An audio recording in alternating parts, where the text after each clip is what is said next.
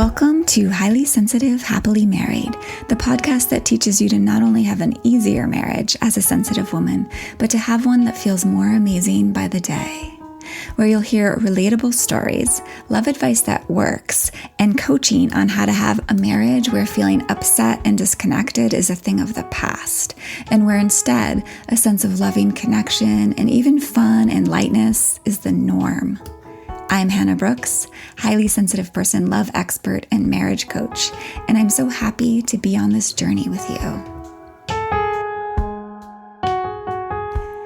Hello and welcome. Today I am excited to share a sort of different type of episode that you'll be hearing more frequently here on the Highly Sensitive, Happily Married podcast. And what I mean by different type is short and very specifically based on things you can do quickly, little actions you can take that will make a difference and really improve things in your marriage. You may have noticed that the majority of what I coach on and teach you is what I would call sort of the underlying roots of, marriage dysfunction and marriage function, right? Healthy, connected, loving marriages, right? I am most interested in, getting at the source of that and healing and making changes at the source so that the actions come naturally that contribute to having a really wonderful, connected, supportive marriage. When we work at the source, we create change in the deepest part of the marriage. And so the yummy, delightful, connecting actions and the words we say, the way we communicate, the way we interact with each other, those things are just almost like byproducts of that change that we made at the heart of the matter, at the source, right? And if you've been following my podcast for a while, you'll know that the source of all of that is really in our brains and our nervous systems, in our own brains and nervous systems, right? So that's where we really focus to create the deepest change, the most delicious and amazing changes in our marriages and the most thriving marriages. That said, there are some amazing little actions you can just start taking, right, that will improve things. And I want to share some of those with you over the course of who knows how long, here and there. I'm going to pepper them throughout the other rest of the episodes. And today is the first one. And it's all about just taking 6 seconds so that you can have a better marriage.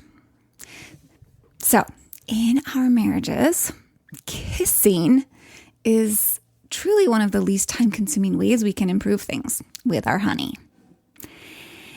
I think of it like these kisses, I think of them as like making regular deposits in our savings account. But in this case, it's our love and health saving account, right? Our healthy love and marriage savings account, right? If there was such a thing, I think there kind of is. So kissing regularly, and I would say by that, like what I mean by regularly is a few times a day. It's really an investment in a love and passion-filled future. I will say that again. Kissing a few times a day is an investment in a love and passion-filled future and better health in your future too.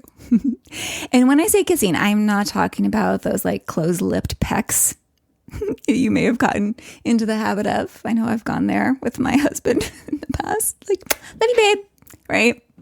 I'm not talking about those kind of kisses. I'm talking about those soft, full-mouthed kisses, right? Where you really feel each other's lips, right?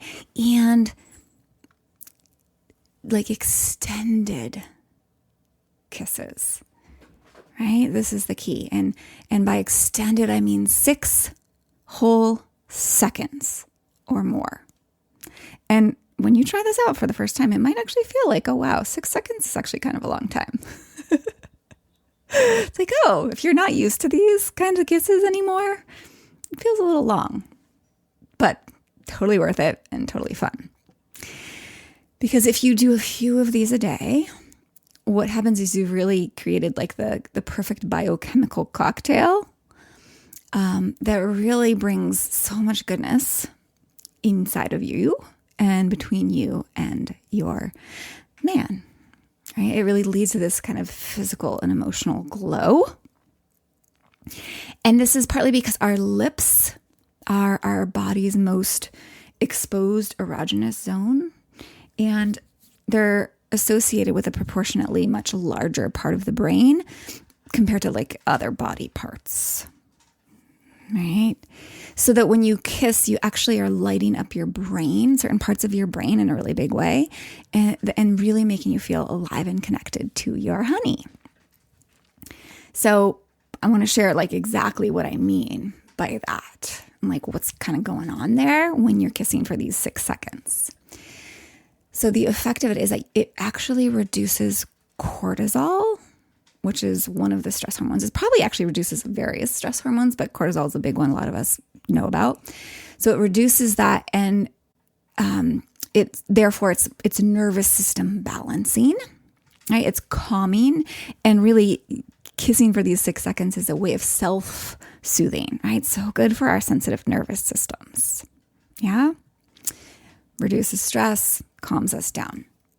It also, these 6-second kisses will amp up the mood-boosting neuropeptide dopamine, and which just like has you feeling good, right? And it boosts oxytocin, which is what they call the love or bonding hormone, right? So when you have more oxytocin circulating through your system, it really gives you that kind of warm-hearted, connected feeling, right? And kind of like you want to be with your partner more. So if you think back to like early days of your relationship, oxytocin was really abundant in a big way, right? And that's so much of why you felt so much of that, like yearning to be around him and just like so there with him when you were with him, right? So it's such an awesome thing to bring more of into your system, right? And we get it more through these 6-second kisses. Maybe I've already sold you on the 6-second kiss by now. But it also adds more oxygen to your brain, which is interesting, right? Making you a little bit more sharp, and really just this combination of all of this leaves you feeling just really good. And it's good for you, right? Also, when you pepper these kinds of kisses into your daily and weekly life, it really obviously is going to fuel some fondness and admiration and appreciation, good feelings between the two of you. And I've found that it encourages laughter and lightness here over in my world. There's really something about these longer kisses that bring my husband and I the giggles. Not like stupid, silly giggles, like over the top, but just like a little giggle here, a little extra giggle there. I think it's just like the slowing down and, being with each other and feeling ourselves tap into just this wee bit of our sexual selves, in the middle of a workday. It's just really fun, and it's ever so slightly naughty in the very best of ways. It just feels kind of playful, which I know so many people talk about missing that sort of playful, light feeling in their marriage. So this is such a good way to bring it in. And of course, it does boost interest in sexual intimacy, which is, it's really the defining difference between being friends and romantic partners, right? So we've talked in other episodes about how, it's like good foreplay, and it's good. Kissing is really good for just beginning to get the system sort of turned on a little bit more, and actually geared more towards interest in physical intimacy, right? Even if you don't feel like it in the moment, the kissing starts to stimulate more of that interest. So, for me, I don't always feel like it in the moment. Kissing, you might not as well, for various and many reasons, right? But, I don't usually feel like putting money into my savings account either, right? I don't feel like it, quote unquote. It's not like, woohoo, I really want to go do that right now. But I do know that kissing alters how I feel in a really big way. and in the best of possible ways. And so I choose to do it. And once I do it, I start to feel like it more. Yeah? It does start to bring this more of the spark of passion into our relationship, into your relationship, right? And I've found it brings this sense of like every time we kiss, it's like I'm choosing you. I'm choosing you again. I'm choosing you again and again and again, right? And I feel chosen and chosen and chosen again and again and again. And it just takes 6 seconds. Talk about a powerful investment, right? And the cool thing is, like, the more you practice these elongated kisses, the more it actually becomes habit. And so therefore, the easier it happens, right? The more naturally it just happens. And of course, therefore, the more you benefit from all of this. So keep up the kissing, or start up the kissing. Start weaving these longer kisses into every day on purpose, right? Without waiting to just feel like it, choose it, and you'll start feeling like it more. And your love and passion and healthy marriage account will fill up and be abundant for the long haul of your lives together. And if you find this is a struggle in any way, and you know maybe the issue is something more at the source, right? That there's an underlying source that you're not interested, or your partner's not interested in these kinds of kisses, go ahead and dive into any and all of the other podcast episodes. There's so much there that starts to get at the tip of the iceberg of what's at the source of this kind of issue that's keeping you from having this kind of kissy, lovey experience in your marriage. Or better yet, for a deeper, fuller transformation, really at the root of all of it, come coach with me.